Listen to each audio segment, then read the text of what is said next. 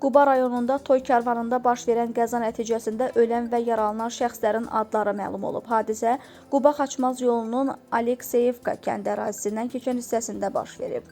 Xaçmaz rayon sakini 23 yaşlı Şahbala Asəf oğlu Mehdiyev Vaz 2107 markalı avtomobillə idarəetməni itirib və nəqliyyat vasitəsi yol kənarında olan ağaca çırpılıb. Sürücü hadisə yerində ölüb.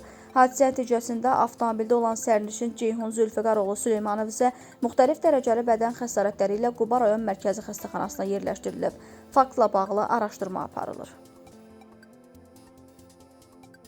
Şahbuzda 66 yaşlı kişi arı sancması nəticəsində ölüb. Hadisə ötən gün rayonun Kükü kəndində baş verib. Məlumata görə, kənd sakini 1959-cu il təvəllüdlü Avtandil Hüseynqulu oğlu Həsənovu qızının yaşadığı evdə arı sancıb.